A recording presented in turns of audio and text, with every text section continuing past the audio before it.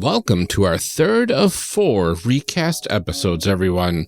This time we are reaching way back in our time machine and pulling out an episode from the day we actually launched the podcast on April 2nd, 2018. This is the discussion episode for our Masks game coverage with most of the crew from the Protean City Comics podcast. Not only did we have a lot of fun creating these characters, but it was really cool that we could create characters that actually exist in the world of Protean City.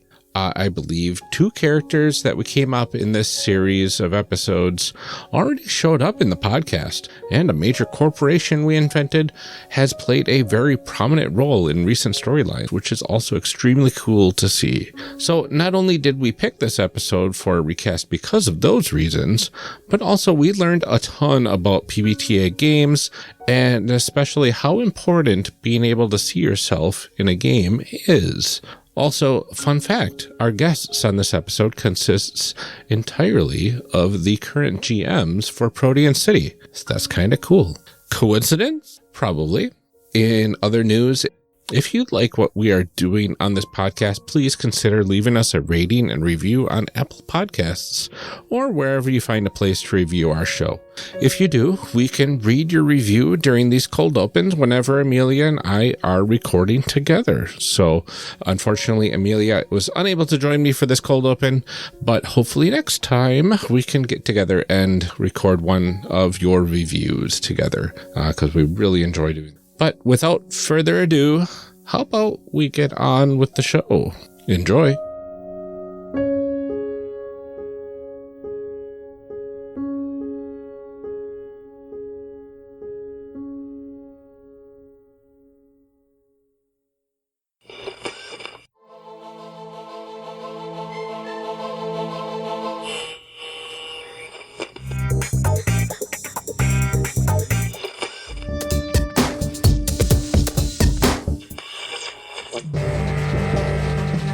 Are you seeking...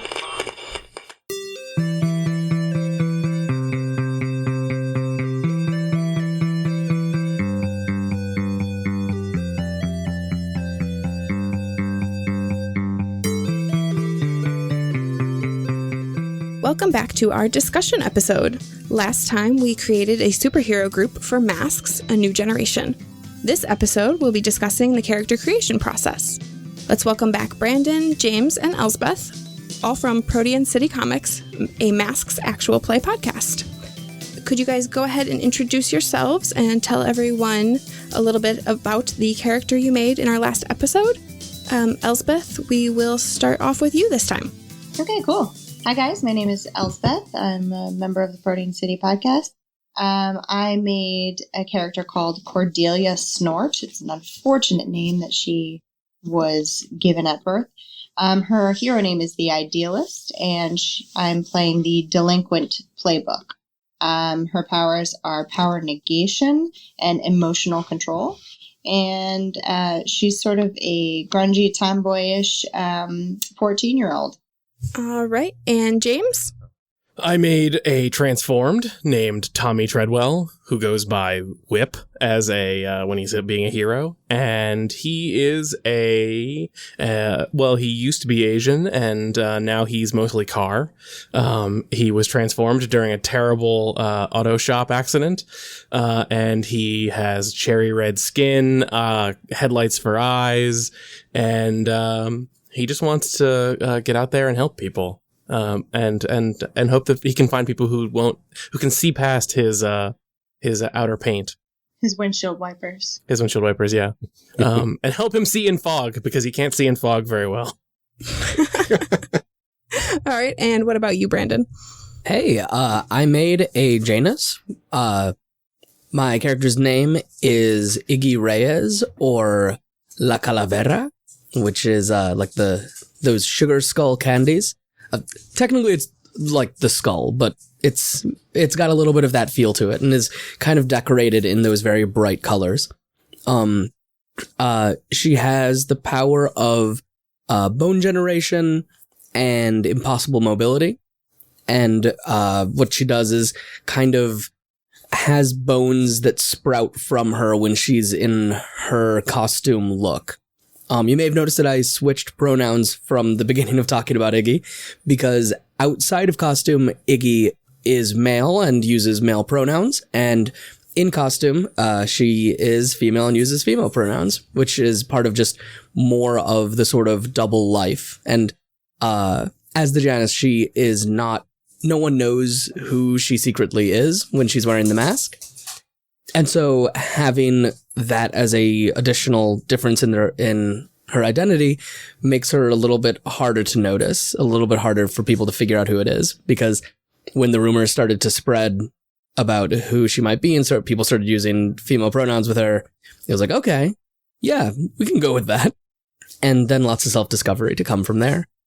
She also, Iggy rather, because now this is part of the mundane life, is also an intern at a horrible technological experimentation location that I'm blanking on the name of right now. Callaway Corp. Callaway Corp, that's what it was. And additionally has a grandmother at home that he has to take care of a lot, and a significant other that we haven't really delved into at all and probably won't right now. So that's Iggy. All right. And Ryan. Yeah, for my character, I created an outsider named Mishra. She is from a planet called Felinar Prime, and she is part of an alien race that is naturally stunningly beautiful and has a natural combat ability, which is a custom ability that we made for this character. And what that does is basically she is able to use any weapons proficiently, even if she's never seen it before. And she's able to look at people's combat abilities while in combat with them and then mimic them and figure out ways to counter their attacks easily after observing them for a bit. She landed on Earth as a child, probably about 12 years old. And she's been here for about 4 years. About 3 of those, she's been on her own trying to make it on the streets. And then she ran into these 4 and has been working with them ever since. And finally feels like she's part of a family. So she's actually decided to want to stay here in case her race ever finds her hiding out on this backwater planet called Earth. All right. And then I made Beatrice. I did pick a last name since we last talked. Her last name is now McAllister. And I used the Doomed playbook. And so she has a nemesis named William Calloway IV. He is the owner of Callaway Corp, which is a big energy conglomerate. Her abilities are memory manipulation and psychic constructs. She really does not like to use memory manipulation because she feels like it's kind of creepy and skeevy. Her powers sort of manifest as, particularly with the constructs, everything looks kind of like flames. She is redheaded and kind of on the shorter side, a little bit curvy. And constantly wearing a lab coat. She spends most of her time in her sanctuary, which is an old abandoned school building, where she does all sorts of research and experiments, kind of trying to find a way to slow down the power that she has that is sort of eating her alive, like burning her alive from the inside, which is why William Calloway is her nemesis. She is currently an endless source of energy, and being the manager of an energy conglomerate, that's kind of what you're looking for. It's also a really good internship. It's going to look great on college applications. I'm very excited. Yeah, I mean, Harvard can't say no to that. Yeah. Probably something a little closer to Protean City. Actually, wait. Protean U. That would be pretty close. Awesome. So let's go ahead and dive right into a segment that we are calling D20 For Your Thoughts. D20 For Your Thoughts? And in this segment, we will be covering our thoughts on the character creation process, how it feels compared to other systems, and other various questions that we've got. All right, cool. So we're going to start by discussing, sort of in a more system neutral sense, what your personal processes are for making characters in any role-playing system. When any of you guys sit down to make a character for a game, what kind of things do you like to do first? What kind of things do you think about? What parts are you really passionate about? This is a funny one for me because I am almost always the GM in my games. Our group has a couple of other people that also like to GM, but in no way a problematic way.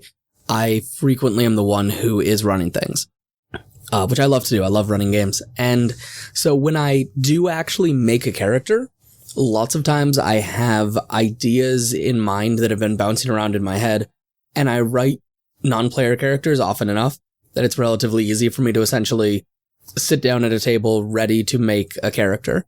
Where I think that is maybe a little bit different from coming in with more of a player mindset is that I almost never have any real backstory or plans for the character ahead of time, because I kind of am used to creating NPCs that could die in the first scene, and that would be really fine in terms of their narrative. And so making similar sorts of characters that who knows where they lead. I've got no plans for them, and what happens, ends up being sort of my go-to. I'm very much interested in playing out new things that haven't appeared in recent games also. So when I was looking at the abilities for the Janus, because I was relatively sure I wanted to make one, I knew we'd seen rodent control, I knew we'd seen supernatural senses, we'd seen a little bit of energy absorption, substance mimicry we hadn't really seen, but bone generation was definitely new. So I grabbed that just to kind of continue fleshing things out in terms of what can be in the world. So do you tend to look at it then from a GM standpoint? Do you put in your own kind of story hooks, or do you just leave it totally open? Oh, the more story hooks I can give, the better. Like, you may notice that when I was choosing the things for my secret identity, I went with an internship at a place that we know is run by an evil NPC. I went with a person at home who could be potentially in danger. And I went with a significant other that probably wouldn't want me running around the city as a completely different person, and probably wouldn't understand me running around the city as a completely different person. And those are very serious hooks that I'm saying, hey, do these things. These are things that you can pull on. The fact that Calavera and that Iggy / Calavera has to kind of eventually start thinking about what their identity really means, what it is to be both Iggy and Calavera, and feel very much right in their skin in both, is another thing that it's just saying to the GM, hey, push on this, pull on this. This is story to explore. Nice. And how about James or Elsbeth? I think the way that I create characters is very interestingly similar and very different from the way Brandon does, which is that I don't GM a whole lot, but I do obviously spend a lot of times thinking about it.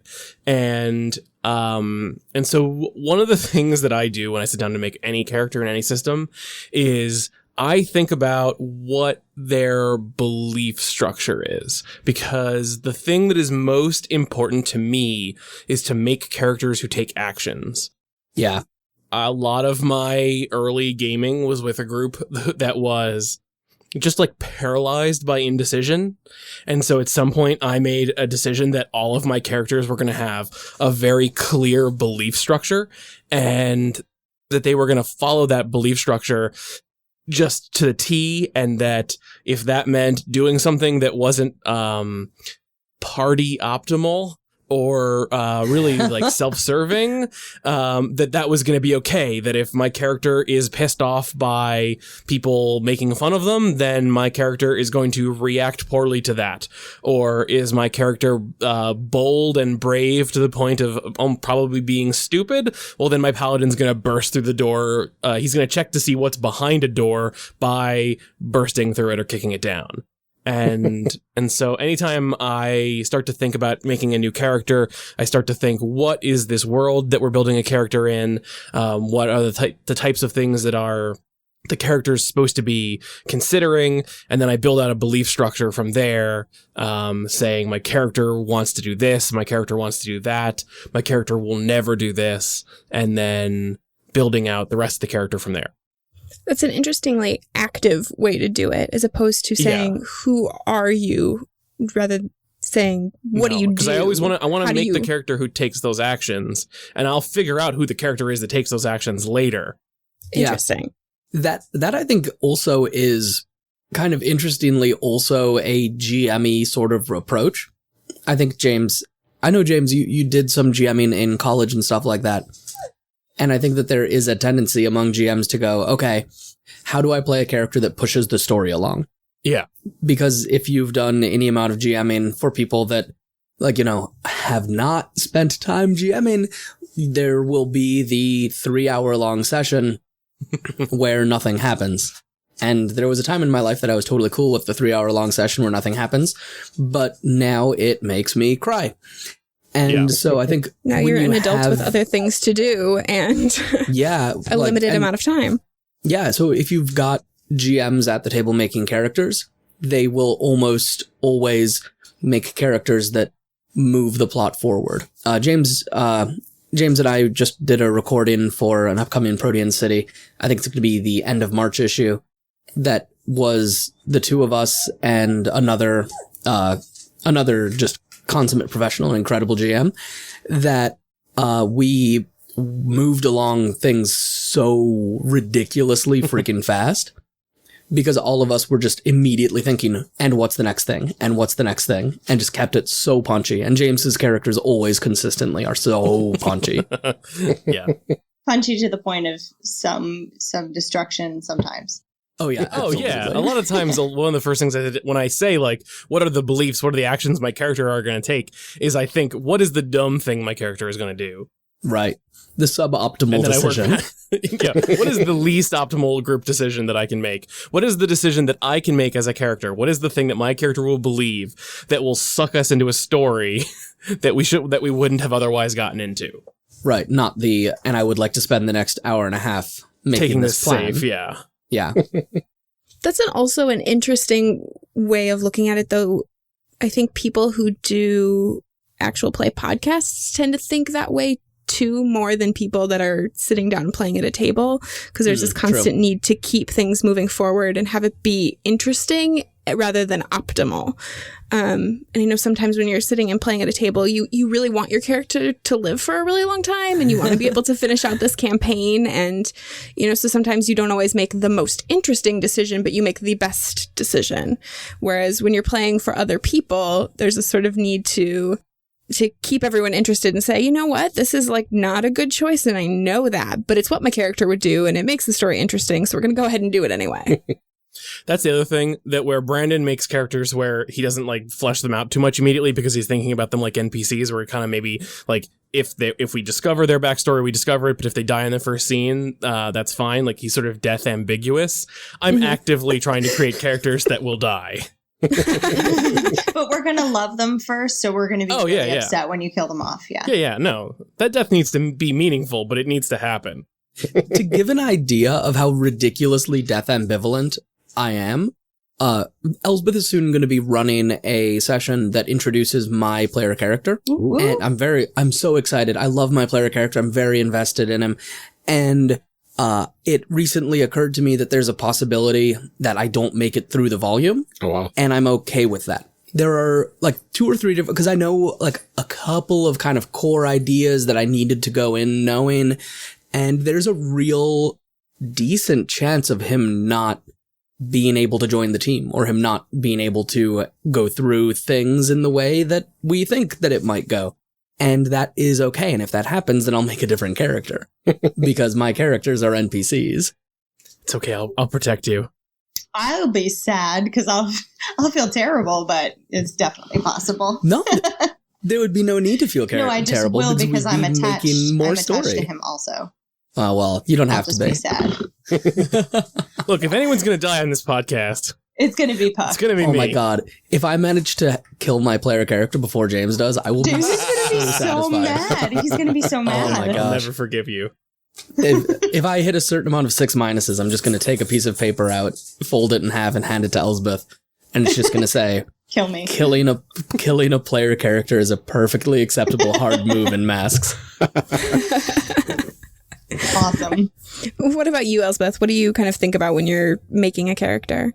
I don't know if there's a way to be opposite of both, but the way James is speaking about going inside out, I kind of go the other way. And I'm also relatively new to the tabletop RPG community, so I haven't played that many varying different types of games. Most of the games I've played have been PbtA because of Brandon and then What? James. This is all Brandon's fault. I introduced him to theater and he introduced me to this. You didn't introduce me to theater exactly. I've been doing some theater. You dragged me. I dragged you to college theater. He said, Brandon, come do this with me. You make great voices. It worked. So, so when I make characters, my background is in acting. So I kind of start with one primary feature, whether that be in Masks, it's their power set or like a family background or maybe something traumatic that happened in their life or whatever. Start with one prominent feature and then work my way in. So how would that affect the way that you grow and develop? What would your defense mechanisms be? How would you speak to people? What might your thoughts on the world be considering this one factor? So I'll get fascinated by one little piece and then let that grow into the whole thing.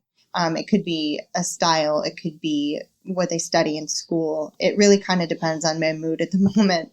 But that one little feature will grow the whole character for me. Nice.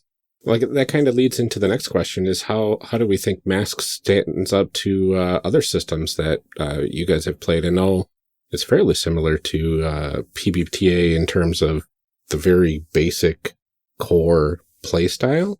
What about other things?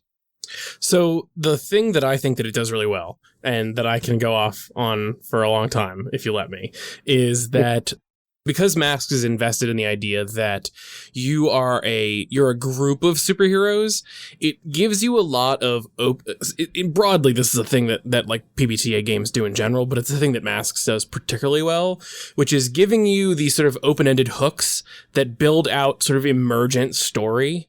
And it focuses a lot of them towards how you have interacted with the other characters in the group in the past. And so like, it's everything from, it straight up asks like, what was the first time that you all came together, and gives everyone a question where you each get to build part of that story out. And so it kind of like, in a perfect world, in every system, you would go through and talk about your character. And while you're doing that character introduction, you would introduce each other, and you would find the little pieces of narrative where your characters hook in together. But Masks sort of gives you that framework to do that by getting you starting to talk about how your characters came together. And every time I've made characters in Masks, we've gone through those questions, but all of our answers have always expanded past those initial questions. And everything, like the greatest moment, like the best example of this was when Amelia, you were setting up your nemesis, and Brandon was like, oh, I need to fill out this thing that says where I have a job. It makes perfect sense that my character would be interning at your nemesis's giant corporation. And that is a cool piece of like, you would maybe never have thought of that, except that it sort of gave you these starter questions that help you find narrative, and they're open-ended enough and broad enough that it just makes sense to sort of start connecting them. There's also a lot of them in those connections. If you look at, I think possibly the best question in every single backstory playbook in this is, why do you care about the team? Because one of the worst things that happens in like troop or party-based role-playing games is, I'm the ranger and I sit in the corner of the tavern and I don't have any friends or anything. I don't care about you all. I'll murder all of you if I get the chance. And then immediately followed by, and I'm the rogue, and what I'll do. Like, and then that's just the entire thing of everybody just wanting to sit in the corner and only along because it's like, a little bit of gold. And that can be fun if you're playing Swords Without Master. But if you're superheroes, that's crappy. A team of Batmans would never exist. I was going to say, to be fair, I have played a game where we were all in a room together and we were supposed to be working together, and we played for, I think, like 3 hours, and our characters never interacted with each other.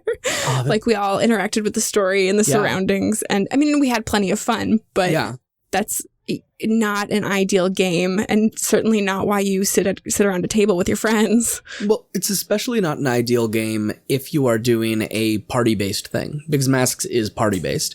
A lot of PbtA games are not, and kind of aim players against each other. But this one is explicitly saying, hey, you're a team, you care about the team, you're not going to leave the team for just no reason. Let's codify that. So, why do you care about the team? When our team came together, that's 2. 2 different relationships, that's 3 and 4, and influence, which gives at least 1 connection. You've got 5 things on your character sheet that say, hey, this team is important, connect with them. Oh my god, please connect with them. And one of the things that actually I think is important and is largely overlooked in the way that it builds that sort of interconnected narrative is the fact that even something as simple as the abilities you choose from are incredibly, they're evocative and they're interesting, but they are incredibly vague in a way that if you all wanted to say we have a shared, like, Fantastic Four, we were all in a space station and a wave of energy hit us, so all of our powers come from the same source, they're vague enough that you could describe all your powers as being like you joined in some way. I'm gonna even show a little more of the secret behind this. Calavera has the ability to grow bones, like, you know, like have the bones stick out and everything. The Doomed has body transmutation, which can include growing bones. The Outsider has, where is it? Radical shapeshifting, you know, like growing bones. The Transformed has impenetrable armor. Yeah, or transmuting flesh, you know. Yeah. Like growing bones. Elsbeth, I'm trying to find the Delinquent. Where is it in the play? But here it is. The Delinquent has, psychic weapons, you know. Like bones growing out of you, psychically. Like, the thing is, you can do pretty much anything with these abilities, and you can build them out in any way you would like to. You can be a fully themed team that all has the same power, but each of those has enough of a different flavor that they would still feel different. The Delinquent is probably firing the bones out at people. The Doomed is probably doing weird magical stuff. And so, like, all of those things could be the same thing, and you could be the Skeleton Squad, but you would still be really individualized, really interesting characters that have different story arcs because of their playbooks. Gosh, Brandon, the Nova has biokinesis, like moving bones with your mind. Yeah. To be fair, the Nova can do whatever. The Beacon has phasing, you know, like phasing your bones out of your body. It is literally every playbook, and you can do that with any power. The bone one is maybe an easy one, but you can do that with any power you want. All of them can be made. Mm-hmm. Well, we talked a little bit about how, like, broad and vague things are, and I finally, between last week and this week, got a chance to listen to a couple of the Session 0 episodes for Protean City, and it is super interesting, James, that we did go through and pick almost exactly the same things, and you know, Beatrice and Puck look nothing alike. They're two completely different characters. And so every time you would go through and you're like, oh, I picked this and this, I was like, I did too, but it doesn't look anything like that. No. Like, they're not even close. Because they're story hooks. They're there to get you to start creating fiction. Yeah, and it's just fascinating to me. Did you notice that Calavera made the same choices as Spider-Man? Slightly, I did. But it doesn't look at all the same. It's a very different character. Web generation is underneath bone generation. Yeah. As if anyone would choose anything other than bone generation. Come on. Also, just in terms of creating the characters and what makes it a really interesting thing within Masks specifically, is that it does an enormous amount of goal posting for what you're supposed to be doing. Superheroes are, by their very nature, a reactive genre. It's a little bit tough to say, like, okay, your superheroes fighting supervillains, you're gonna go to set up a plot that you've come up with. No, you kind of have to wait for the bad guy to do something before you can do that. And so having playbooks that really emphasize what your long-term character arc can be through its team moves, through its moment of truth, through some of the moves that show you when you mark potential and things like that, all of that helps to really create a satisfying superhero that stands on their own and does stuff and isn't just, oh, I'm punches guy when things go bad guy. Not that he's also not a valuable member of the team. Yeah, I want to play that person. What are you talking about? I think that would be the bull. I've played that. Punches things when things go well. Oh, that's true. Just punches things all the time, guy. Punch things all times. The bull, by the way, this actually kind of ties into the same thing. The moves have the most enchantingly wonderful names. Mm-hmm. Yeah. For example, the best named move in the entire game, Punch Everyone, which is a bull move. And it does exactly what it sounds like. That's awesome. I like In a China Shop. In a China Shop is good. Yeah, the bull that's as a a good whole one. is a really well put together list of names for the moves. So we started talking about it a little bit, but I want to kind of deep dive a little bit more and talk about how the mechanics of character creation lead to the feel of the game. What kind of things do you do in character creation that sort of give the player an idea of what playing a game of Masks is going to feel like? Well, definitely when you start, I know Brandon is a huge fan of this, and he's totally right. In the beginning, when you are making your character, one of the first things you're going to see is what basically your ethnicity is, or your skin color, or what your appearance is.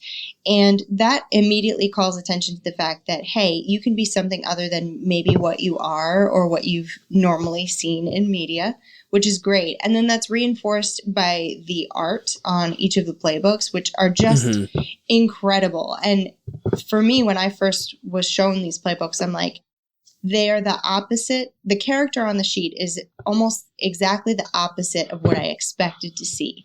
And it makes me so happy each time. And we just saw the newer playbooks come out. Yes. I was going to talk about you. Oh God, they're so good. And is it the brain, Brandon? Yeah, the brain is a hijabi. She's wearing a hijab. It's and I was incredible. like, this is amazing. Like, this is the representation that we've been craving for so long. But what it does is introduce you to this world of Masks saying, everyone is here. Everyone is here. Everyone can be a hero. There is no stereotype that, you need to stick within, or, it's no boundaries. You're entering a world that's inclusive. And that feels incredible. So I think that's one of the best introductions into the world that the character creation does. Well, and that's a thing that I loved about it right away, and we talked about it a little bit last time too, that it's nice to just have, because it lays out a couple choices, and you certainly don't have to pick those choices, but it's nice to have those in front of you as that sort of reminder instead of that blank box that says race or, look even. It's nice to have a few choices so you can say, oh, I don't have to be what I am. I can pick from one of these other things and kind of broaden the scope of what I'm looking at here. And I think it's also an important reminder that, you're playing in a world where people can be cars. So there's no reason why you also have to be white if you can be a car. And if you're a car, you still don't have to be white. No. Yeah. Right. You can be a red car even. I think that the Transformed is a Latino character, if I'm not mistaken. I vaguely remember that because all of the pictures are also these kind of iconic characters that you can get some information on somewhere. I don't remember off the top of my head where. But just even in that, they didn't go with the default assumption that most media seems to go with. And so that's really cool.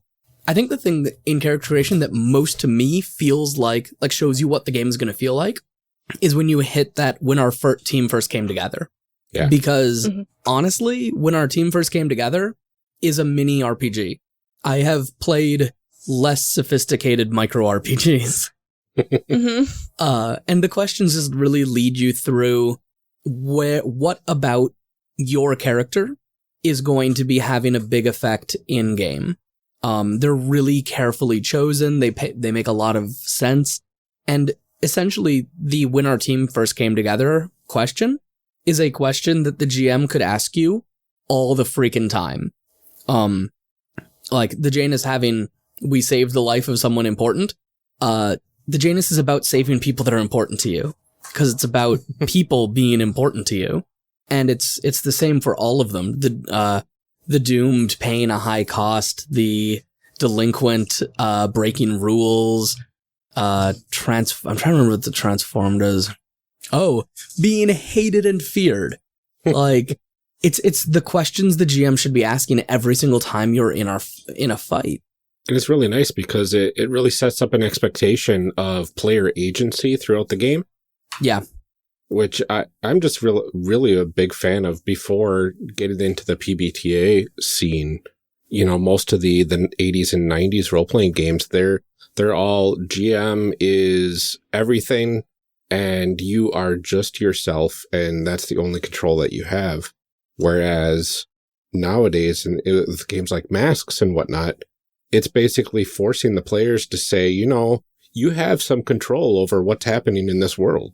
Which also makes you more responsible for doing your own research, coming up with your own inventive ways to play the game, maybe coming to the table with something you'd like to explore about your character, because you might get that opportunity. Whereas in other games, you might not, because you're kind of at the mercy of what's planned for you. I think it keeps you engaged too as a player, though, because having that agency is makes it a lot easier to sit down and say, okay, I care about what's happening because I got to make all of these choices about who I am and how we connect and all that kind of stuff too. Yeah. The big thing for me, that I'm going to go off in a little bit of a different direction about the character creation, is that I think that speaks to how the mechanics of character creation inform the gameplay, is when you sit down and you start, there is like a paragraph on the first page. It's very small, usually a couple sentences. That's like, yes. What are your powers? Yeah, you're going to shoot some spider web and you're going to fly and you're probably whatever. You're going to do superhero stuff. Like, that's a given. And then the whole second page is like, buddy, how do you keep a job and do this too? Like, if you're looking at the Janus, or like, what do you do when you lie about your job? Like, how does that make you feel? Or like, if you're the beacon, you've got like you're looking at these moves and like, you're okay, you got some swords or whatever. Like, that's whatever. Like, that's a given. Like, you're a hero. Like, what do you do? How do you feel when you tell someone and they recognize your superhero name? Like the moves page being this huge like chunk of the character sheet that is not about like how do you superhero, but how does your character interact with the world around them? What are the choices they make? What are the things they're driven by? That's not about the hero. It's about the kid. I think the best example of that, James, is looking at the bull. Because people who choose the bull is hey, I want to hit things. And, like, it is custom made for the person who wants to play your superhero game with you and doesn't want to think about any of this emotional stuff. If you're looking at the first page of it. Yeah. Which is why a bunch of people... It's a trap. It's 100% a trap. Because and then it's amazing. Probably one of the most emotional playbooks. Absolutely. That there are. Like, it has a feature that is hugely emotional. Out of the 6 moves that it has... only one of them doesn't directly relate to emotions, and you have to choose 2. It's genius. It is. It's genius.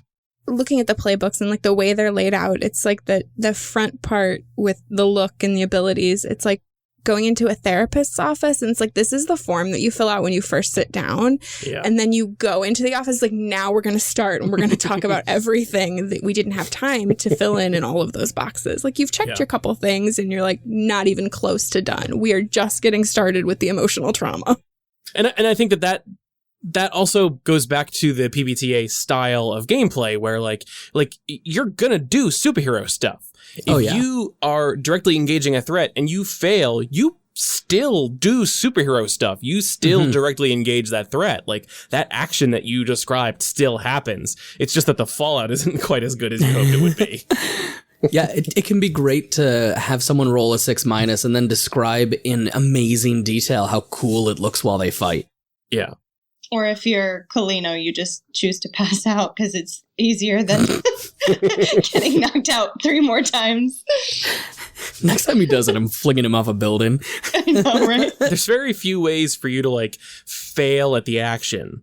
And that's very superhero-y. Like you don't want to play a superhero game where like Spider-Man is swinging around and like is just trying to get to the action and goes to shoot some web and like rolls a 6- and then falls to the ground and there's no bad guys around and they die.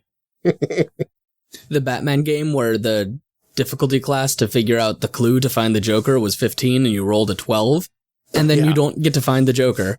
Yeah. And then the game is over. Just give up, go home. That's not superhero-y, and that's not PbtA. And the interesting thing is, what do you do once you get there? Like, you're going to do all that other stuff. Yeah. Guaranteed. Mm-hmm. Also, a wonderful thing for people to look at some point that we didn't touch is the Core GM reference, which is a free PDF that's also on the Masks thing. It is just like I was going to try to look at it and pull a couple of cool things out of it, but it's just so perfect that it's hard to even do that. Like the Janus, it suggests moves to make against the players for if they fail. And like the Janus has take away their mask. Cool. That's incredible. The Delinquent has put them in chains, which is very cool. But it also has, give them conditional love. Oh no. Yeah. Oh. And offer a helping hand. It's like, hey, they rolled a 6-, make someone come in and help them because that's going to hurt them so much more than having them punched in the face. That's going to be so much more powerful because they'll know they didn't deserve it. And that's where this game sings. Yeah.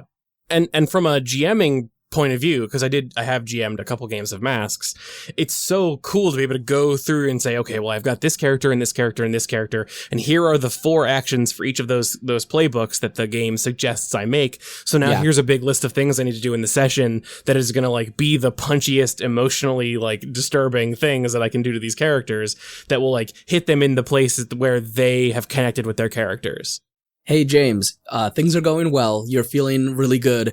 I'm going to attack you with unthinking hordes because you're the transformed and you can just destroy them. It's an opportunity for you to show off how cool you are. And then for me to say, hey, are those unthinking hordes really any different from the monster that you are? Oh. And or the thing that I did in the session that I GM'd of Protean City, where I threw a whole bunch of just like normal humans at Penance who can like throw magic. And I was like, well, this person can't deal with having magic thrown at them. So if you're going to shoot fire at them, they're going to light on fire. And like, that's going to hurt. And that's going to be disturbing to you because it was like one of the things they suggest is to show the Nova how their powers can affect and break the world. Yeah. It really did. It messed with me. I'll be straight. It was rough. No spoilers. Oh, right. And now I'm over here, I'm planning this new session for introducing Brandon's play character, and I'm trying to think of all of these kinds of things. So this is super educational for me. So super helpful. You have to go back and listen to all of the horrible things that he's done to you and then make notes so that you can get back at him. Except that apparently he doesn't care. Right. It's very rare that I get to play a game with Brandon where he's the character. So I'm used to James's shenanigans. I'm not as ready for Brandon's. One of the principles in this game is sometimes disclaim decision making, which means sometimes turn to the table and say, hey, what's the worst thing that could happen here? And another part of that is sometimes letting the other players set up the most negative things. And that's actually what I've primarily done with Elsbeth. Yeah, I dig my own grave frequently. Instead of making direct moves against her, I just kind of like turn to someone else and go like, hey, how'd that make you feel? And I'm over here like, Brandon, you know just how to hurt me. And really, like the thing that is great about that is that all of those things, what they're doing is they are like, not to like, Brandon, you were talking, I forget what you called it earlier. But the thing that is great about having the way that the game thinks about what you should be doing as a player and thinks about how it's engaged in you as a team, and the way that, of course, you're going to do superhero things. So let's move on to the other interesting stuff. Yeah. Is that's all very like, that's what the genre is. And so it's just sort of baked that genre into the core mechanics of the game, which helps you, if you have never watched Young Justice or the Justice League or whatever, you've never watched like a teen superhero show, you can sit down and this game will be like a giant pointing arrow that says, play this way, and you will do well and you will have fun, and this is the genre. Here it is. Go this way. And there isn't a whole lot that isn't sort of baked, that isn't the genre, and so you will accidentally play that way. And you will accidentally build a story that hits that genre perfectly. Yeah, and you can really see that if you start to play multiple games of Masks, because the playbooks contain so much of that drama that, like, if you play a game that is the Janus, the Legacy, and the Beacon, it's going to be bright and happy and pretty good. If you're playing a game that is the Doomed, the Transformed, and the Delinquent, it's going to be really sad. And that isn't based on anything but the playbook driving you in the exact direction you need to be going. Yeah, because the playbook's basically set up how the story's going to feel, which is really interesting. Which this is the first time that I've sat down to do anything with PbtA. And so the idea of playbooks was a little bit weird to me, because my process for creating a character is usually to start with, like, who I want them to be as a person, and then figure out what mechanics reinforce that.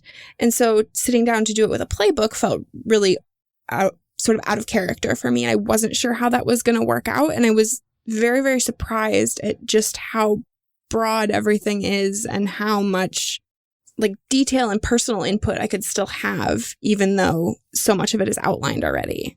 Yeah, it seems like the reason why it's so general is to get you to fill in those blanks so you are even that much more emotionally invested in your character. You're not just invested in who they are as a person and whatnot. You're invested in how their abilities look, how everything about them comes to be within the game, including the relationships with everybody else that's in your party. Exactly. Which I think kind of brings us to our next question a little bit too, which is to talk about how the process of making a character in this system either adds or detracts from immersion in the world. I think that maybe the thing that it most does is it gives you some ideas of the boundaries of the world. So, like, let's say that all of the players sit down and you make Jessica Jones, Luke Cage, and Daredevil, and then someone else comes along and makes a very bad character. Then you know, okay, we're looking at a world that there are people that have some above human abilities, but it's relatively light fare. If you come to the table and someone says, hey, I'm the Janus, that means my powers didn't change me all that much.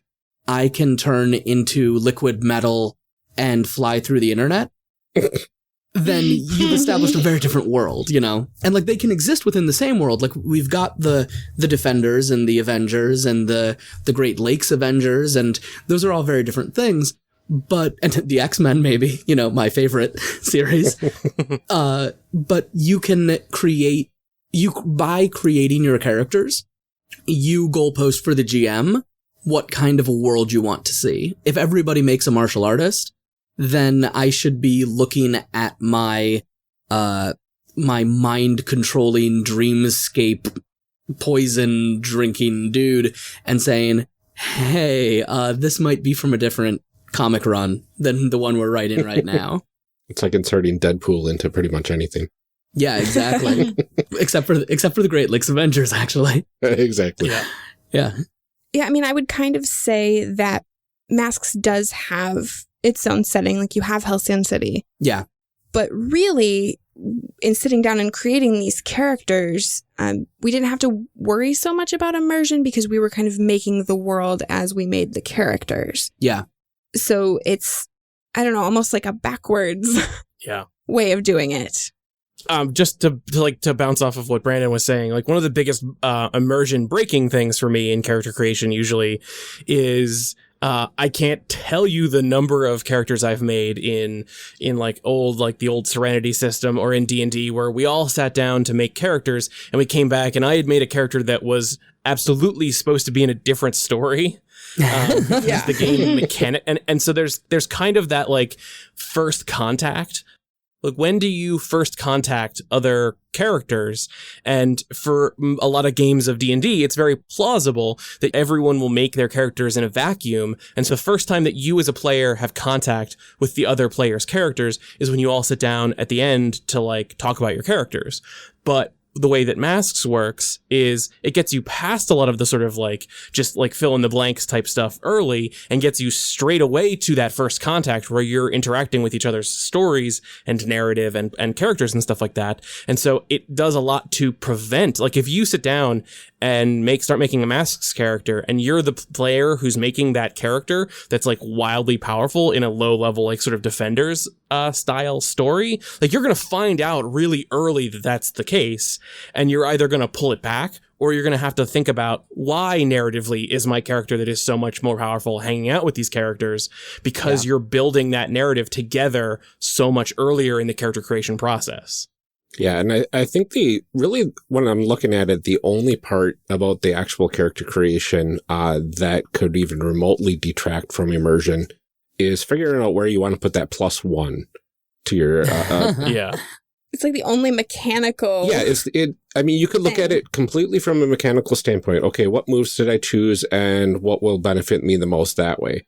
You could do that completely robotic, but when you think about the labels and what each label means to your characters, which I know James is a big fan of, you basically are still in a full level of immersion figuring out where you want that +1. Because if you think, well, this character, they have a -1 in danger, and I think they're actually a lot more dangerous than that, and they feel themselves as dangerous, maybe I'm going to put my +1 there, even if it doesn't make sense to the rest of my moves.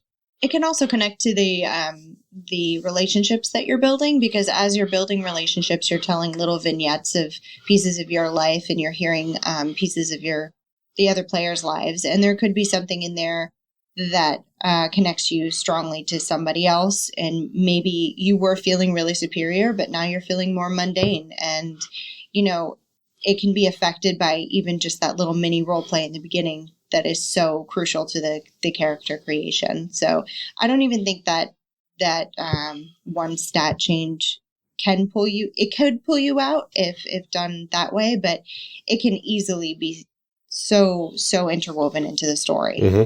I usually recommend doing that +1 at the end, because if everything else in the character creation is pointing you toward like I'm looking at the transformed playbook right now, and like the transformed starts with a -1 and in superior and mundane and a +3 in freak, and so everything about that playbook is pushing you towards creating a character that sees themselves as very strange, very weird, not very cool, like not very good, not better than other people, and not even very normal. And so you will, like 9 times out of 10, you will hit that set of labels perfectly during character creation. And the +1 just sort of says, where did I, through the narrative creation of this character, kind of like miss just a little bit? Mm-hmm. And how can I reconcile that? And in mine, I said, like, my character kind of wants to use the fact that they are a little bit freaky to draw fire and save other people. So, like, I'm going to kick my savior up to 1 from 0. Because that's just sort of the specific character that I made. Mm-hmm. It also really gives an opportunity for the GM to say, hey, in session 1, what am I going to push? Because if they gave themselves a +1, you can either say, oh, you think you're dangerous? Well, let's see how dangerous you can be. Mm-hmm. Or you go, oh, you think you're dangerous? What about when you enter the big leagues? And so the one that people added the +1 to is like the little flag that they put in saying, hey, I'm interested in having a conversation about whether this is me or not. That's very interesting. Well, and I think that the way that you build a character in the system too, because it's, you have all these little sections in your playbook, but there's not really any indication necessarily of which one you have to do first. So really, it can be kind of as immersive or non-immersive as you want, because you can decide which parts you fill out first. So you can do things right away, like, if you wanted to put your +1 somewhere right away, you could get that out of the way and then kind of dive in, or you can choose to do that last, like you guys described, to say, here's a thing that sort of reinforces all the other choices that I've made. Mm-hmm. That's also in some ways a little bit of a false choice, because labels move a lot in this game. Yeah. When done correctly, yeah. When you, I don't know if you haven't hit our first volume, but the first 30 seconds of one of our characters being in the scenes included her labels shifting. And I think if you extend that to 2 minutes, it included her labels shifting twice. More than, yeah. Yeah, so it's not as integral to who you are as a person overall. Like, it's, like real humanity kind of depends on your mood and what you're doing at that moment. And it's a way of tracking growth. It's a way of tracking, like, how you're feeling, how the world is affecting you, how you're affecting the world and others in it, and what things are going to stick on you, what labels are going to stay kind of the same, and which ones are going to fluctuate a ton because you're the most affected by them.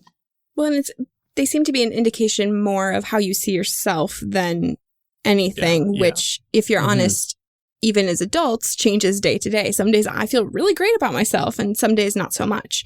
So it makes sense that those are a little more fungible. What's also very cool is that one of the advancements, at least one of the advancements, I think it's one per playbook, has lock a label. At least 2. What? At least 2? Okay. Because your moment of truth locks a label, I think. Oh. Yeah, that's true. The moment of truth locks a label. So I think you can lock 3 labels. Oh, wow. Through the course of your character's lifetime. But that is as they become more of an adult and their identity becomes more sure of themselves. Like, you see, like, Spider-Man changes a lot. He thinks he's dangerous. He thinks he's a freak. He thinks he's smarter than people. He thinks he's just a kid. But he always knows he's a savior. Yeah. And that's important to that character. And, like, in very, very early Spider-Man stories, like, just coming out of origin sort of things, he might not know he's a savior yet. But as soon as he's been in a run for a little bit, that is the most important thing. And so locking those labels is when you are saying, no, people are telling me all this time who I am. This is who I am. So, before we get to advancement, how about we talk about our specific characters a little bit and how the group cohesion works. I know in a lot of different systems, you've got your tank and healer and damage dealer and all that sort of stuff. But Masks is quite different from a lot of things like that. And I know in this game, any group combo can work. But how do you foresee this group working together with the different playbooks that we chose and the different characters that we created from those playbooks? Maybe a better question is, we talked a little bit before about how the kind of characters you pick can kind of set the tone too. And so maybe that's almost a better discussion to have here too, rather than are we rounded, well-rounded as a team, but what kind of game would you end up with this group? So I think one big thing to look at is that there's a couple of playbooks that automatically shift the tone in a really big way. Mm-hmm. People in some other games, like if you're talking about Monster Hearts, people say that The Chosen does that, and just now we're playing Monster Hearts plus The Chosen, and that is a different game. And Masks doesn't quite go that far, but if you have a Doomed, your story is sadder. Yeah. Period. Because no, that's fine, because a big part of this game is the sad stories.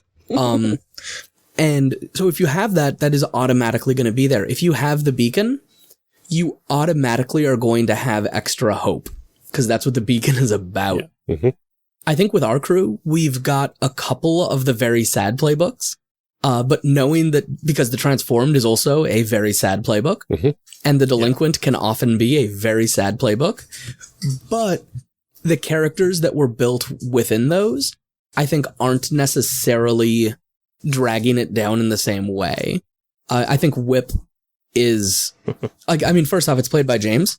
So Whip is going to be fun, automatically. But additionally, like, Whip has emotional connections to things and can fit and exist within the team in a really positive way. And Idealist gets into trouble, but it sounds like Idealist can be fun, you know? Mm-hmm. Yeah. And so I think we've actually got a relatively emotionally balanced team. Something that I look at in terms of kind of team composition is whether you've chosen moves that direct you towards the team or direct you away from the team. Mm-hmm. Yeah, that's true. So the 2 moves that I took I am what you see. When you spend time talking with someone about your identity, you can ask them which label they want to impose on you. And I'll save you. You're willing to pay high costs, reveal your secret identity, or mark a condition to defend a loved one. So I'll save you can definitely be used with teammates if they are a loved one. But that mostly points at NPCs. That's pointing at my character's family. That's pointing at my character's significant other. Mm-hmm. But I am what you see is talking about your identity. And some of the only people that are going to be able to talk to me about both of my identities are my teammates. And so those are people that I'm going to definitely be triggering that move with often, which keeps me tied into the team while also having the opportunity for me to go, no, we don't have time to fight Inspector and Sector right now. I need to go save her. Yeah, it kind of seems like our team, for the most part, we're relatively happy people, I guess. And seems to be somewhat optimistic too. I mean, even the doomed that we have is optimistic that she will, conquer this doom that's hanging over her head. Even though she knows that it's coming. And for me, I've got my parents are probably dead, and I got abandoned on this planet, and I have no idea if I'm ever going to see another one of my race, but I'm happy-go-lucky. I'm just happy to be here and happy to be alive and happy to be able to make a difference with these group of friends that I came in. I think also that beyond just sort of a general sense of happiness, like almost all of our characters have sort of a core. I mean, this is just getting back to some of what like Masks does, like for every character you make, but all of our characters have sort of this core question of like, what does it mean to be me here right now? Like, or like, who am I? Like the doomed is like dealing with the fact that you've got these powers from this crazy energy company that's like maybe doing tests on people. And like, what does it mean that I've got these powers that I can use to help people, but also they're killing me and that I'm probably going to die. And like, I'm not going to live to be an older person because I'm doomed. Like, Mishra is like an alien. Like, what does it mean to be an alien on a planet and you don't have that much contact with the people who look like you? Or like, obviously Tommy is like, I am a car and I used to have friends and I care about all these people, but can they still care about me the way, like, what does it mean to be me now? Because me is sometimes a car. Or like, especially, I think almost more than anybody else, like Iggy is sort of, has 2 sides to their person. And like, which of those is the truer side?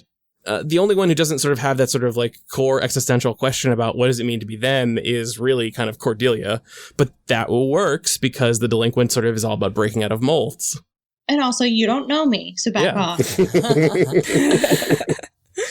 I think there is a piece of team composition also in terms of like having character abilities that get the job done. Because you could really put together a full team that doesn't have anybody who knows how to throw a punch. And if you look at actually the Protean City crew, we have one character that knows how to throw a punch. That's true. Hey. And that's okay, because we also have characters that know how to... So we also have the Nova, who can do some of her magic stuff. We have other characters that can kind of tussle. But like, if we didn't have the Nova, and if we didn't have Puck's super strength, then like we'd be a team that's like, hey, we can deal with threats as long as they don't hit us really hard. But I think that we kind of covered and that. you can do that, like Yeah, you can do that 100%. yeah, and you like in an upcoming episode and in a character that I've played in like just personal games, like I've made Masks characters who have no offensive powers. Yeah. He was offensive, just not in the same Let's not way. talk about him because he's coming up in an episode. He's coming up. No, really? Yeah. Oh my god. And so I made a character who like has powers, but those powers are not effective at fighting crime or literally doing anything. I'm so excited. I didn't know that. It's going to be good. Teasers. Mm-hmm. But if you made a whole team of those characters, you'd have some problems, or it would just You'd be have a different game. reality show. Yeah. Yeah. Yeah, I mean, or your GM would sort of GM a different kind of game too, because that's an important part of the job of the GM too, is to sort of build the game around what people are interested in playing too. So if that's what your group comes up with, then I'm just reminded of... best of luck. Yeah. I'm just reminded of the X-Men character Doug Ramsey, also known as Cypher, whose mutant power is languages. And that is it. And he was a core, really important character for like a long time. I said X-Men. I believe it's New Mutants actually. So don't at me. But there's tons and tons of scenes of the team being together and fighting in the danger room and doing cool stuff. And Doug being like, okay, so I guess I'll be running the danger room because he doesn't do punching. And it's definitely a good choice if you want to have a completely cerebral character that is not a powerhouse, because that can make for a very interesting story if they happen to get into a situation that they can't handle in a particular way. They have to figure out a different way out of it. Someday We're going to get Sokotoa in like an underground villain fighting ring. Uh-oh. And it's going to be the best. That's so far down. We need him to not get knocked out for more than 2 episodes. That'd be good. I feel like it would be really fun to play a game of this, though, where you are all superheroes with like the most mundane, like sort of nonsense powers that are like, people are like, oh, that's a cool thing that you can do, but it's like not remotely useful.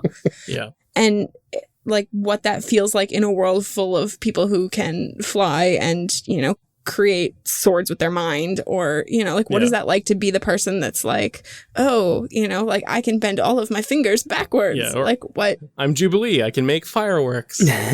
Right. Don't you dare. Like I want to spend some time exploring what is it like to be that person that's like, oh, I'm special, but not that special. Isn't that kind of the plot of Mystery Men? Yeah. And Masks can do that. Yeah. And that is the thing that is great about the vagueness of the powers, is that they can let you take the narrative where you want to go. They'll help you stay on genre, but they'll let you do high-powered X-Men crazy super world reality bending powers, but also Mystery Men. Nice. Well, and like your bone regeneration could really just be like, oh, my arm fixes itselh if I fall off my bike. Like it doesn't do anything cool. Grow. It just like Here's a behind the scenes on a character creation cast. My initial plan for Calavera was bone generation, as in healing my bones, and energy absorption, as in as I get beat up and get hurt, I get more angry and more willing to fight. And I was going to make basically like a kick-ass level character.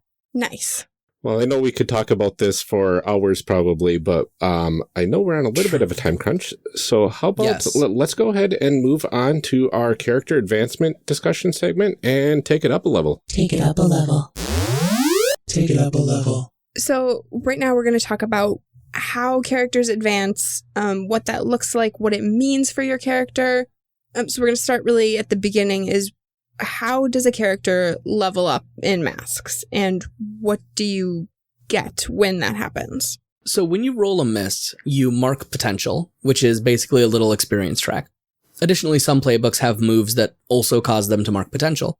When you mark for the 5th time, you get to pick an advancement from your list that is on your playbook.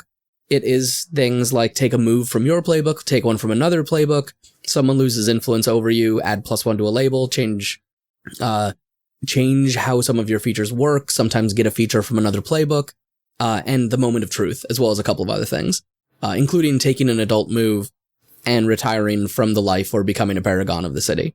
The most important thing to remember with advancement is that it is narratively and mechanically bidirectional. So, when you take an advancement, the narrative changes because you took that advancement. And when something happens in the fiction that demands a change in your abilities change. So, as an example, let's say that Calavera has been fighting crime for a while, and she's been doing great, and then she's on national TV and has her moment of truth, and she's going around without her mask on. She's kind of no longer the Janus, because her identity is now fully known by everybody across the entire country. So the secret identity is kind of blown. If at that point, someone comes out and goes like, hey, Calavera, I will train you and help you to become the superhero you could be, then maybe she's now the protege, or maybe she's now the legacy. If you are the beacon and you fall into a vat of chemical waste and you come out transformed and scary and powerful, you're no longer the beacon. You're the transformed. And that change just happens. And so you lose the things from your playbook that are no longer important because now you are the transformed. But you keep the things that are still important to you. That's interesting. Every Masks character is just one vat of chemical waste away from becoming the transformed. That is very true. Every superhero is. Also, one interdimensional trait away from being the doomed. Yeah.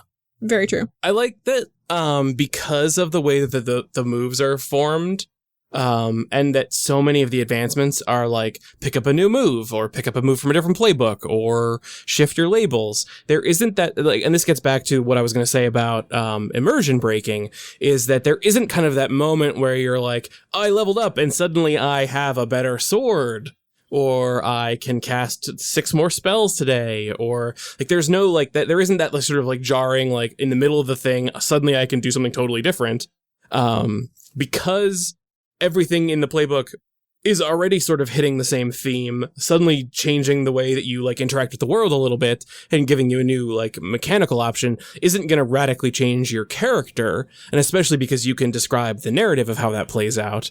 I mean, and even something as I think the most dramatic is like the Nova and the Doomed do get magical powers, but with the Doomed, it's because like, so the Doom has sort of a secondary progression track of marking their doom, and when they get a new doom sign, it's explicitly because they've touched on their doom, they've touched on their corruption so much that they've bonded, like they've drawn the doom closer to them, and they've ramped up their powers, and so it can kind of be narratively explained as a suddenly I manifest this new scary ability. Mm-hmm. Yeah, probably the power that is hardest to explain narratively is the outsider move Kirbycraft, where you have a spaceship. Oh, yeah. Because anyone can choose the spaceship. You can be playing the bull and choose the spaceship. And then you just have to explain it narratively. And you say, like, okay, let's make a good opportunity for the bull to break into a facility that has a spaceship and steal it. A lot of the moves in that way become things that aren't necessarily literally meant to happen in that moment, but they become plot hooks for things that are going to happen in the next adventure. But they totally can also be things that happen in that moment. The bull has in a china shop, and it kind of, if you look at Cyclops, right? Cyclops frequently has gone from being whatever Cyclops is, maybe the protege, to being a Nova. And because sometimes Cyclops just becomes super duper powerful and destroys everything. But a nice intermediate step is him taking the playbook move from the bull in a china shop. When you directly engage a threat, you can cause significant collateral damage to your environment to choose an additional option even on a miss. Because that is going, okay, it's time to up my power level. And anyone can take that and up their power level. Interesting. Yeah. I think it's also cool too, because we talked a little bit in our D&D episode about how sometimes there are kind of prerequisites to getting the thing that you want. Yeah. To get this thing that I want at level 20, I have to make sure that I do these other things at level 5, 7, 9, whatever. Right. You have to plan things out strategically, and you know where you're going. You can see the whole arc from the beginning. And this is the complete opposite of that, because you're playing out the game, and as it plays out, you say, okay, I've done this thing. Now it makes sense that I would have this move. Yeah. Mm-hmm. And so you can't plan it out at all. And so I look at the concept of, James and I both having filled out things on our character sheet for the Doomed. And we have totally different characters, and what that would look like in, after leveling up, quote unquote, like 5 or 6 times, we would be even further apart. Yeah.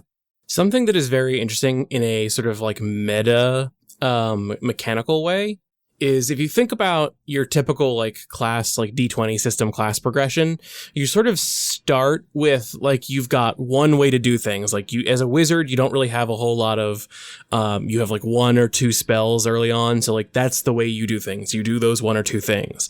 And as you level up, maybe you pick up a feat that gives you a weapons proficiency, or you unlock more spells for your spell book. So as you move on and advance as a character, you get more options for how you do things. But in Masks, because in that sort of like meta way we were talking about, your stats are very fluid early on. So like you may start with low danger, but a couple minutes into the session, you may have adults constantly telling you that you're the most dangerous person there. So your danger will get super high, and all of a sudden it makes the most sense for you to be this brawly type character. Mm-hmm. And as you level up, as you're taking your moment of truth, as you're taking the advancements that lock your labels, you are locked. Like I think we determined, because you can do your there's always 1 advancement that locks a label and 2 moments of truth. So you can lock 3 of your 5 labels, so that by the end, like as you're getting a high level character, you're planting a flag and saying, no, this is the way my character does things. And you're becoming more rigid and like more focused in the way you do things, and you're going to have fewer options, because if you lock your danger at 0, because you're saying, no, my character is not dangerous, this is not the thing that's important to them,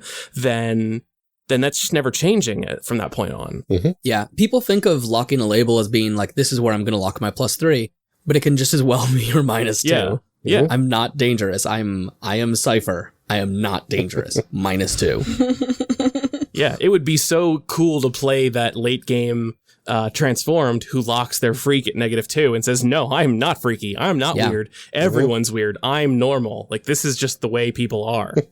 And accepts that. You've gotten used to me by now. Yeah. And then one of the advancements is being an adult and retiring your character and becoming a paragon of the city. Mm-hmm. In short-term play, that doesn't really tie in an enormous way. But like, for us specifically in our podcast, if someone chooses that, then they are a paragon of the city. They are on the same level as every other adult hero that we see. And that means that they're going to act like an adult hero, which means they're going to be short-sighted at times, and they're going to be really rigid, and they're not going to be able to change who they are because they are who they are now. Mm-hmm. Mm-hmm. But they're also going to be able to like trounce you guys in terms of like training and skill. Like, do not fight Centurion one-on-one. No. Nope. Right. Like that's just not an option. And if frequency hits is 6th advance and chooses that one, then that means that he is the psychic, psychic techno guy, and no one can beat him. Mm-hmm. So would it be beneficial to have character advancement in mind when you're actually creating your characters in this system? I think it can be for one thing.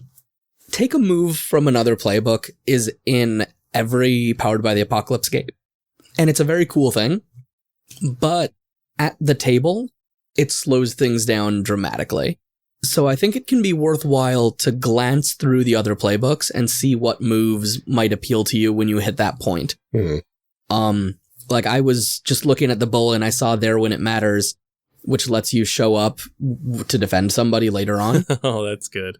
And I love that. And like, I'm probably going to eventually take that move for my regular PC that I'm starting up soon. And like, I don't know when I'm going to take it, but when it's dramatically appropriate and I hit the right level, I'm going to take it. Yeah, and I was looking at the Outsider playbook, and one of the advancements is choose 2 abilities from another playbook.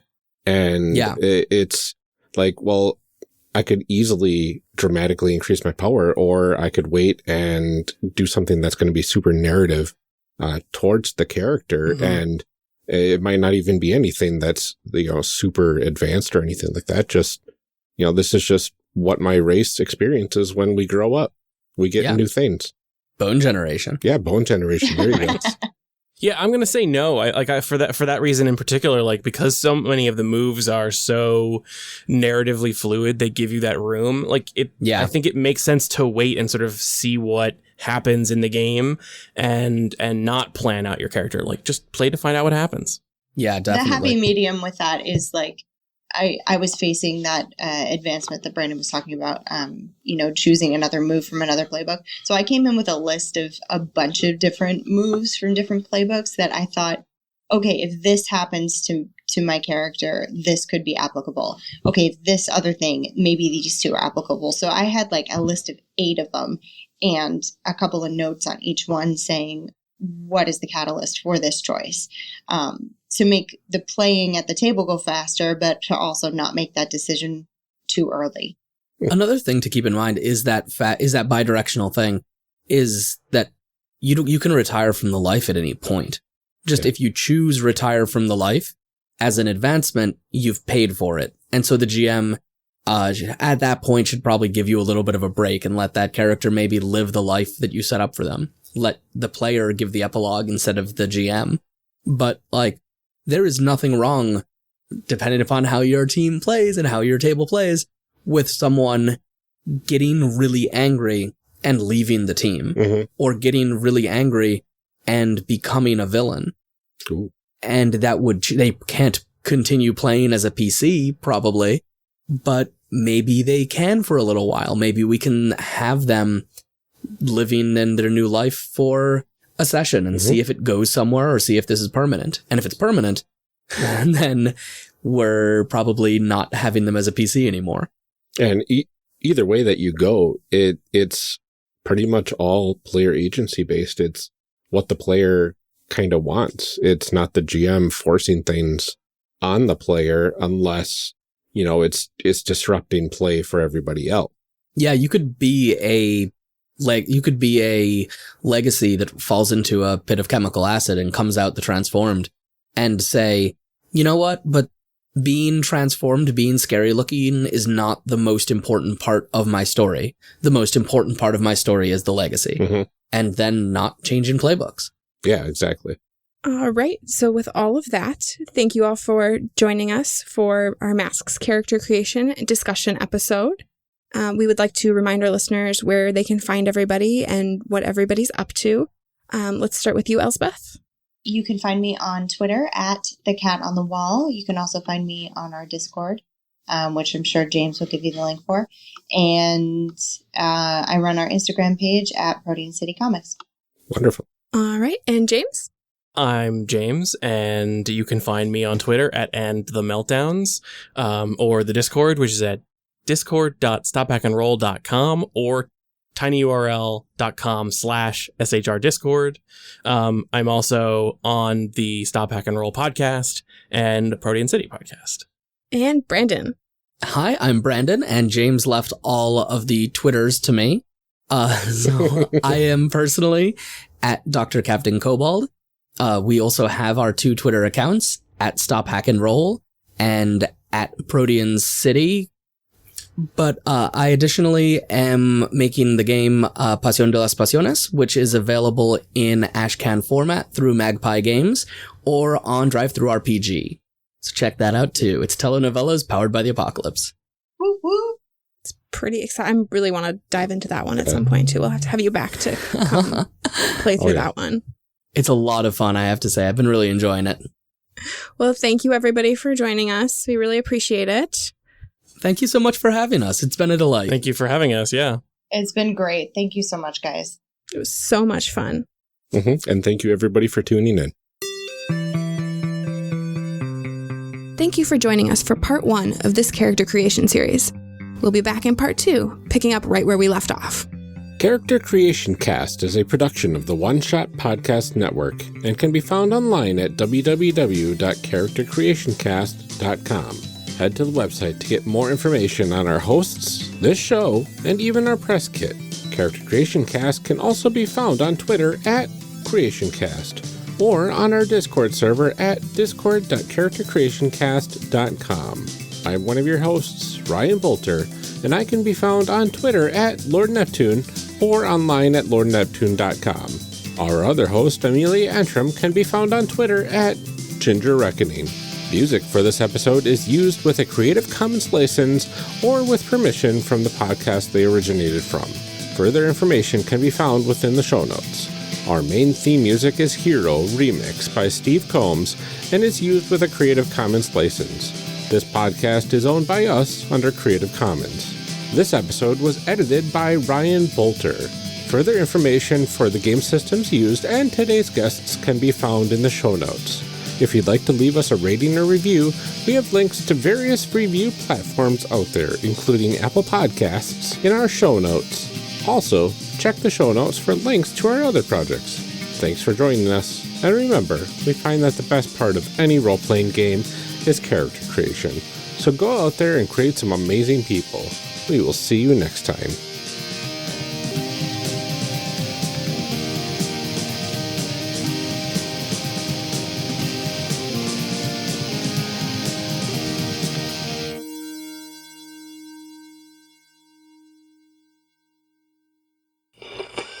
Now we gotta read some show blurbs. Show blurbs. Show blurbs. Show blurbs. Show blurbs. Character Creation Cast is hosted by the One Shot Podcast Network. If you enjoyed our show, visit oneshotpodcast.com, where you will find other great shows like Modifier. Modifier is an interview show hosted by Megan Dornbrock, all about why and how people change games. From the hobbyist to the professional, from house rules to publication, we all have in mind a better way to play. What's yours?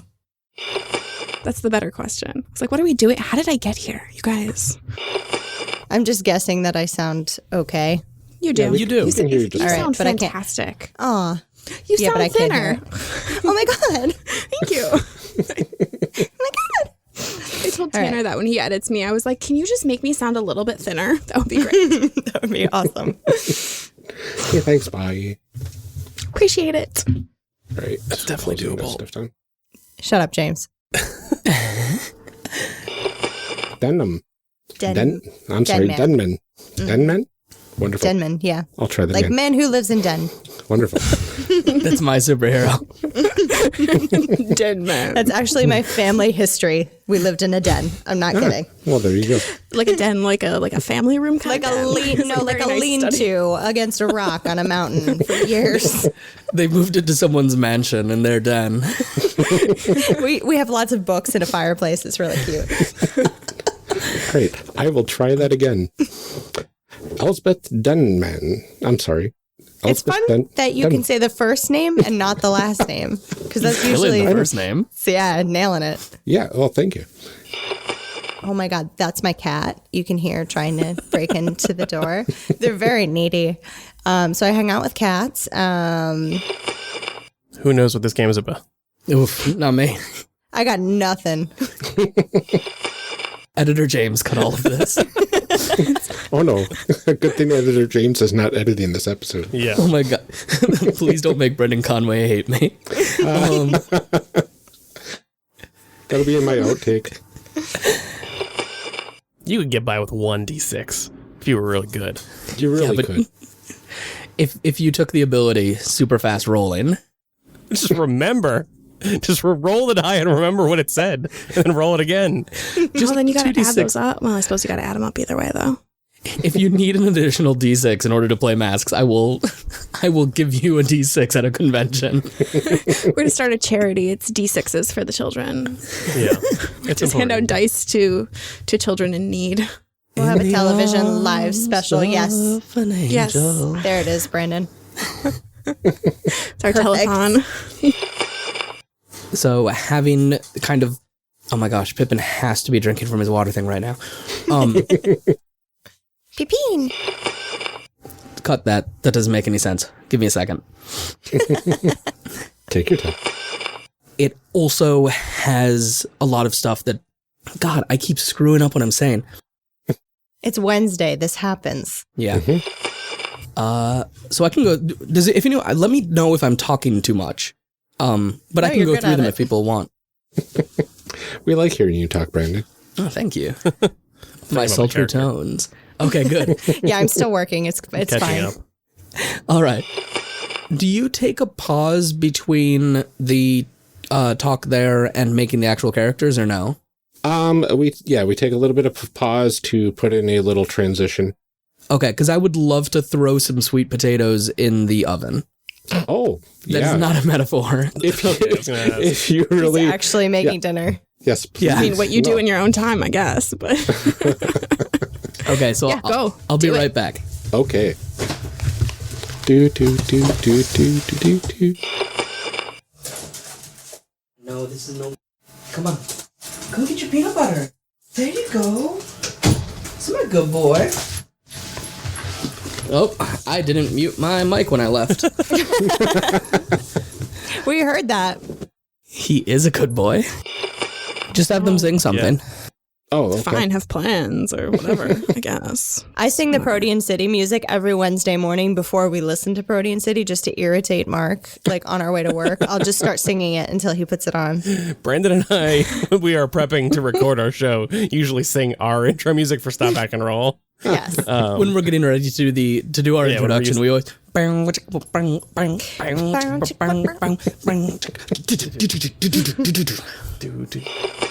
How's the sweet potato situation? It's under control? Sweet potatoes are washed and in the oven.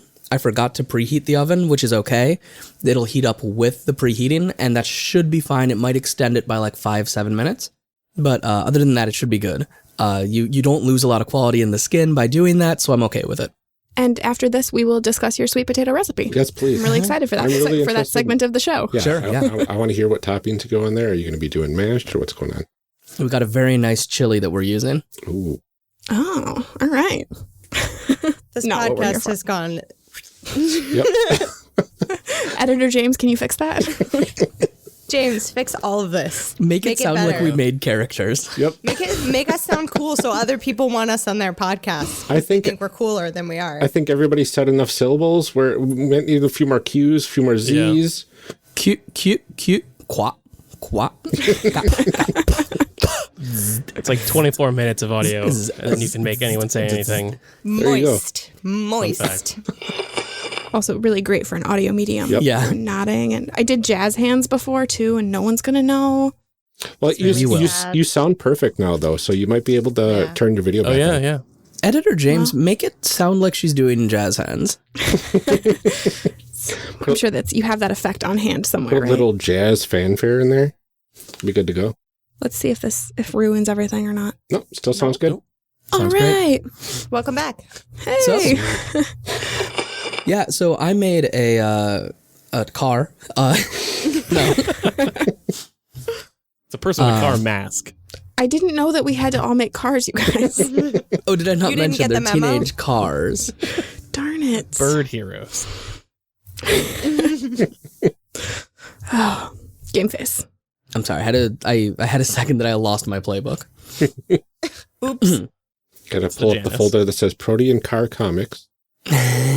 Protean City Car Show. He is Sorry, I sneezed. Oh, I thought you were laughing at him being a dishwasher. No. Meow. Now we get a Now cat. you hear him. Yep. I knew Yeah. it. Yeah. Do you mind if I take literally 2 minutes to go? You know what? Actually, I'm going to give it another 5 minutes because I let it heat up on its own. Never mind. Let's get Ryan's Potato character. break. All right. So I'm kind of excited about mine because I am going to attempt to Oh recreate. crap! The oven is making an alarm. Like because I set an alarm over there in addition to my phone. Give me just a second. Feel free. Yeah, go for it. Do do do do do do do do do do do do do. I've got plenty of time. Yeah, we've got plenty of time and plenty of stuff that we can cut out. Yep. Yeah. Only the things that I specified, I believe. So Okay. not running to the oven for the sweet potatoes? I did not specify that, no. That is staying in then. I apologize. Yes. I was gonna say, does that guy have a name? That traffic guy that hates us? I didn't Yes. name him, but he will be named Officer. Officer Krupke. Right?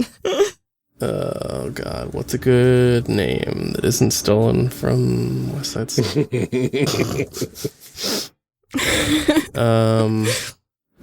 Hang on 1 second. Here, we can name him after my 5th grade dare officer. Yes. His name, now I just forgot his name. Oh no, that won't work. It's a really good name too. A web of bones. Oh, you sit on a web of bones. Okay, so now you can't release this until Elf season, which is December. Okay, yeah, we'll yeah. hold off for 8 more months. Yeah, because otherwise no one will catch that twisted, completely ruined reference. We'll put that in the outtakes. Okay. Editor James. Yes. Oh, we haven't said that yet. You guys have been recording for like a half hour. That means we're doing well, but it's all going to go downhill from here. I jinxed everybody. Sorry. We played No Thank You Evil at one point with my kids, and I asked my son, what weapon do you want? And he goes, just regular punching. Great. Regular punching. Just regular punching. Okay. Do you have a family history of bone generation? Here are the 12 ways your powers are gonna like freak out and hurt other people around you. Yeah. I'm sorry, you're the Nova. Hey. I'm sure it's fine. Pippin, you need to calm down. I know I'm recording and it's very sad. Idealist has powers that allow her to... Pippin, calm down. Oh my gosh. I love him. Me too. But he very much wants my attention right now. We just got him a fidget spinner toy and he loves it. And he wants me to play with it with him. Wait, there's what? For dogs? Yes. It doesn't But they actually don't spin. have thumbs. Yeah, he holds it. He holds like one of the prong thing, like one of the sticking out things in his mouth, and it kind of like swings back and forth. Oh, wow. That's so Yeah. good. Okay. Sorry. I'm back. Also, I think worth noting also. Yep, noted. Editor James. And Protean City Radio. And at Protean City. And at Protean City, is it Protean City Radio? Is that the one? I'm trying to remember. There is another one that you created, I believe. There's a secret one. There's a secret one. Yeah. It is Protean City. Oh, PC. It is PC Yeah. Public Radio. PC Public Radio. That's what it is. That's the defunct old Protean City radio station Twitter. It doesn't get used anymore by anything. Definitely don't look at it. No, 100% don't. Well, thank you, everybody, for joining us for these episodes, and thank you, everybody, for tuning in. Uh-oh. Oh, did I lose? Him? And I think he... But you know what? He's you're thanking in. us. You're back. And it's probably... Ryan, there what? you are. Am I gone? Well, thank you guys. We lost You were you gone for for a little while. Jeepers. No wonder everybody's so quiet. Yeah, and go check out Protean City Comics. Perfect. That's a wrap.